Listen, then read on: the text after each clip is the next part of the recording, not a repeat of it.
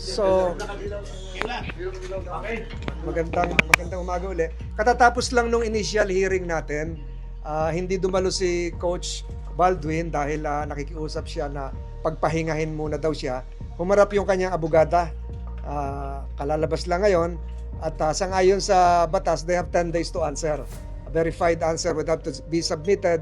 Today is June 15, so hanggang June 25 yung verified answer. After June 25, magkakaroon tayo ng isang formal hearing sa June 29. Sangayon sa batas, sinusunod lang natin yon.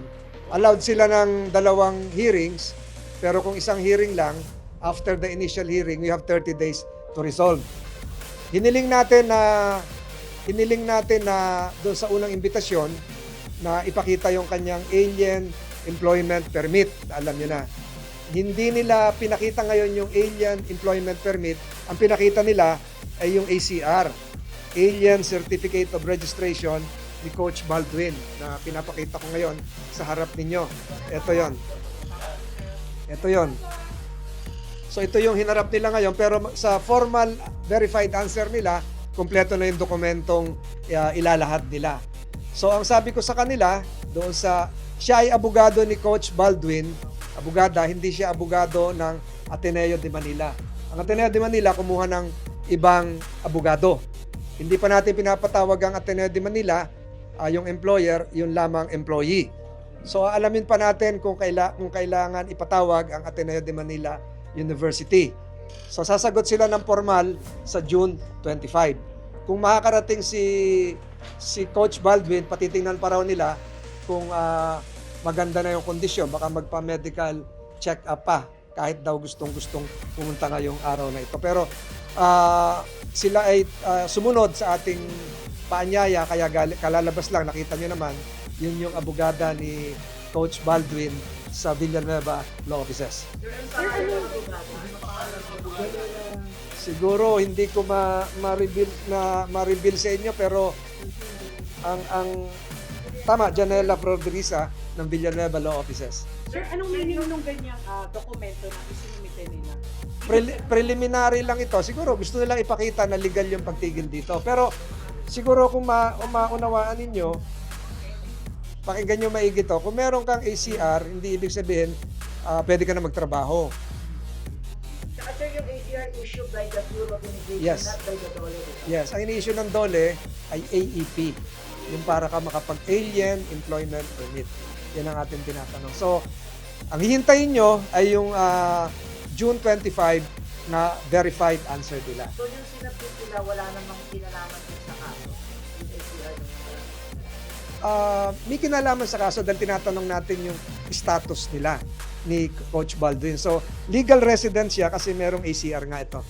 Redacted lang yung ibang mga linya kasi for confidential reasons. So nakalagay sa ACR, sir, resident siya or non-visa. Permanent resident. So hindi lang siya working visa. Hindi to working visa, permanent residency card. So, Pwede ba magtrabaho yun, sir? hindi. Not automatic yun. Kailangan ba ng Kailangan ng AEP pa. working permit ng Yes. DOLE? Yes. Pero malalaman natin sa 25 yan, baka meron naman silang AEP. Hindi pa kompleto yung, wala pa silang verified answer. Okay? Sir, yung reason ng hindi pag-present ng AEP, valid naman. Hindi kasi kasama ngayon si Baldwin. Hindi kasama ngayon si Baldwin. So, sa verified answer nila, within 10 days, maliwanag na lahat yun. Sa 25, oh. Yun ang hiniling ko. Hindi na sure naman that valid. Kakausapin daw niya ngayon. Kausap niya si Coach Baldwin huli noong Sabado ng umaga. Usually, sa 25 valid, unable to present interview. Tingnan natin, one step at a time. Maaga pa. 15 lang ngayon. Like Talaga other ba? matters lang, yung kanina pong meeting nyo with Kamanggagawa Party Yun. Representative, anything you want to share po sa napag-usapan? Yung kamanggagawa kasi marami silang concern. So binuksan lang natin yung linya para maganda yung komunikasyon. So ganun yung ginagawa natin, bukas yung linya. Kagaya nga ngayon, habang tayo nandito, may nagrarally dyan sa labas. Akala ko kayo na yun. Yung LBC nagrarally. So lahat ng ginawa natin ngayon ay para sa manggagawa. Kahit yung presence dito ni Mayor Arcillas ng Santa Rosa, na napakaraming pabrika. Lahat ng malalaking pabrika ng Pilipinas ata nandun na. So, yun ay para sa buksan ng linya ng DOLE sa ating mga workers. Sir, sabi kanina ni Representative, first time daw ito na mangyari na makipag-dialogue ang DOLE with manggagawa. Ano ang representation or ano ang meaning nito for the DOLE leadership po ngayon? First time ko rin lang naman dito eh. Dahil gagawin natin to na mas transparent, mas maganda yung ugnayan. Hindi lang sa manggagawa, kung hindi sa employers sector sa management. So, okay na tayo doon? Okay, Coach, pasensya naman. Kung na dun sa Aurora, yung sa resort, ano ang Hindi ko pa nakausap uli, pero sila ay nagpunta doon sa Hermanos Resort. Nagkataon lang na yung management naman ay nandito sa Maynila, sa NBI yata. So, I'll get a report within the day. Ganun din yung report sa kung kailan namin itutuloy yung job fair sa General Santos City na pinospone muna natin dahil sa malaking lindol. Maraming salamat sa inyo. Yun ang alam ko. Yun ang hindi ko pa alam kung anong sasagot niya. So under existing regulations, allowed siya ng 2 appearances to comply with procedural matters, and then we ask what we're supposed to ask. Yun ang gusto nating malaman ngayong araw na ito. We do it one step at a time, and we're cognizant of the St. Francis High School versus Court of Appeals case.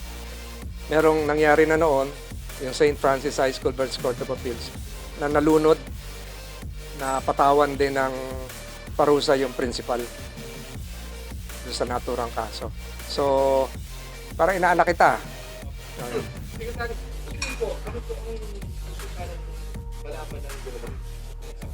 Yung katatayuan ng kanyang alien employment permit. Merong kondisyones yun, validity date, expiration date, it can be renewed.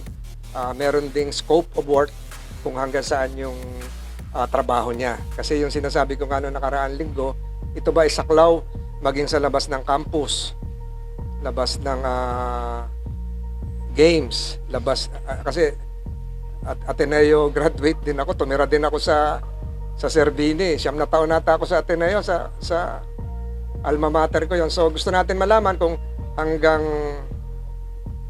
Region 3 ba yun, kung hanggang saan yung scope. Tsaka merong ano yan merong condition yan that there has to be a transfer of technology. So dapat makadevelop ka rin ng assistant coaches na pwede mong isalin yung iyong nalalaman. Yun ang isa sa mga kondisyon kaya ka binigyan ng alien employment permit. So yun yung mga gusto nating malaman at hanggang saan yung kanyang supervision noong nangyari yung June 8 incident sa Aurora province. Ano po? Malalaman natin, ayoko sagutin yung ganun Malalaman natin mamaya, he has to show me his alien employment permit, AEP.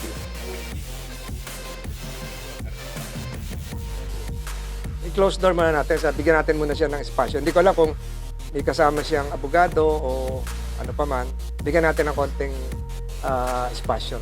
Siguro paglabas niya, pwede niyo siyang matanong, pwede niyo rin akong matanong. So yun lang ang hinihiling ko sa inyo.